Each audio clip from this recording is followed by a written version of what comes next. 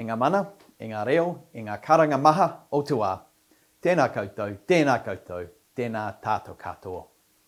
Ki ngā mana whenua o Taranaki whānui, anu nei aku mihi ki a koutou.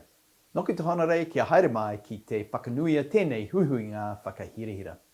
Nō reira, ngā manaakitanga ki runga i a tātou katoa, tēnā koutou, huri noa i te whare, tēnā rā tātou katoa.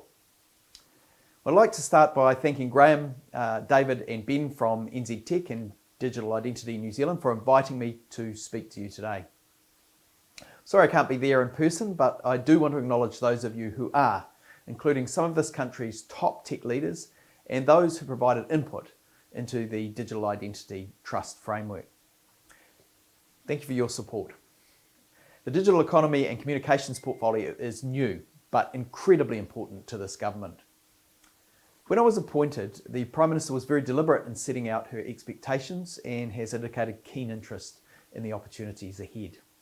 She outlined to me how vital it is that we pull together the digital work across government. So I feel there is a strong mandate to be ambitious when mapping New Zealand's digital future. As part of my role, I'm chairing a new digital ministers group where I'm closely working with my ministerial colleagues to forge the overarching vision. The digital strategy for Aotearoa will enable us to build a world-class digital nation that improves the lives of all New Zealanders and supports our transition to a low-emissions economy. Our strategy has three pillars: mahi tika, mahi tahi, and mahi ake, or trust, inclusion and growth. I'll start by talking about trust. So mahi tika is critical for government and businesses as we build confidence in new processes and technology. We know proactive uptake of technologies will only happen when people trust the information they part with online and trust that it's being safely handled. We already have an advantage here in New Zealand. Research conducted with New Zealanders in 2020 highlights that a majority of participants trusted local websites with their identity information more than other websites. It's reiterated globally too, as Kiwis have a reputation for being straight shooters who are transparent and true to their word. Mahi tahi, or inclusion, is another priority. We need to make sure we bring everyone along on this digital journey.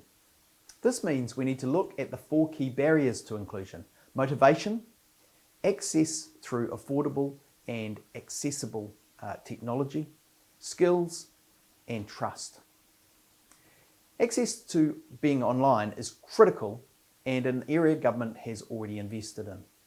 For example, the $21 million funding for regional digital hubs in towns to connect local people and businesses to digital services.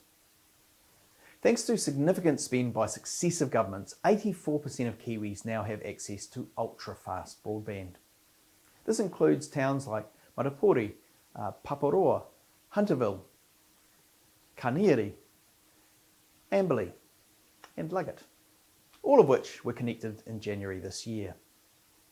By the end of 2023, 99.8% of New Zealand's population will have access to improved broadband. And in rural communities, 60,000 homes and businesses will have better broadband thanks to the Rural Broadband Initiative.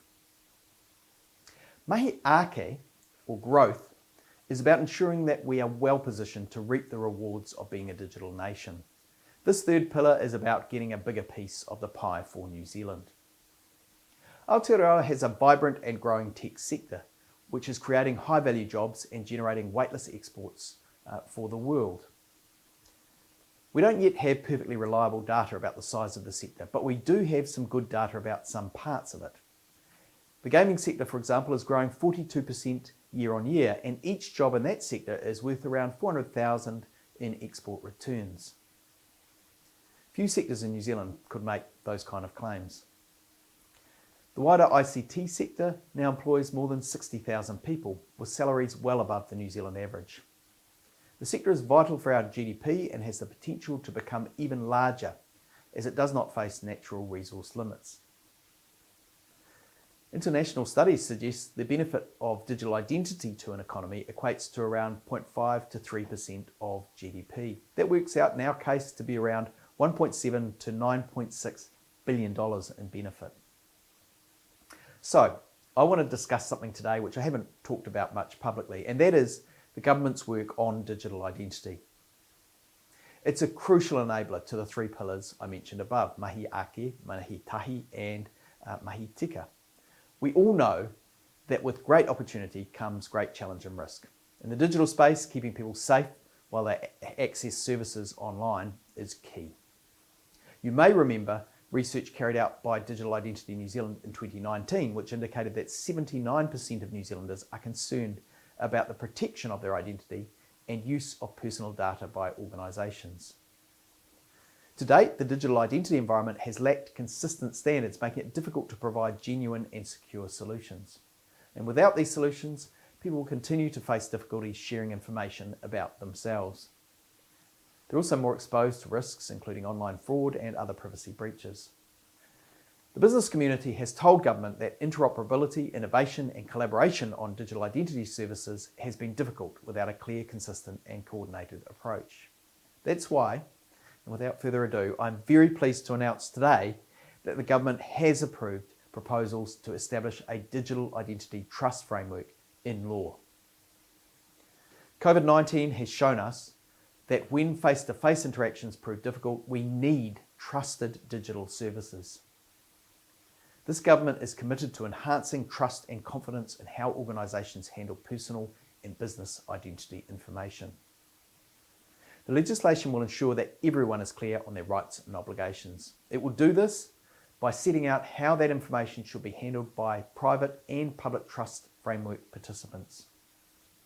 I'm bringing this bill to Parliament as I can see the benefits it will bring to New Zealanders, businesses and to government. It will mean Kiwis who need to share information about themselves can do so on their terms, with peace of mind about the security of said information. To take an example, the trust framework will make it easier for individuals to prove their qualifications and to start new jobs without needing to show documents in person. Businesses will save time and money too, as they'll be able to spend less time handling physical copies of documentation. The trust framework will give the tech sector a solid reference for how they can innovate and grow while being interoperable and trustworthy. The framework will be recognised overseas, including places like Australia.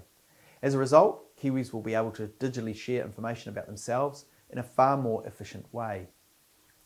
I'm committed to ensuring that the digital identity system also reflects Māori perspectives. Put simply, identity means different things to different people in different cultures. That's why my officials are engaging extensively with iwi to deliver this framework in a way that supports tikanga Māori.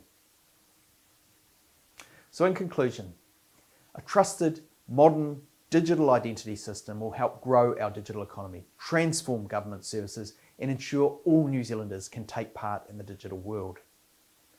This mahi will help position New Zealand for future challenges around inclusion and trust, while supporting the growth and expansion of technology for the benefit of all New Zealanders.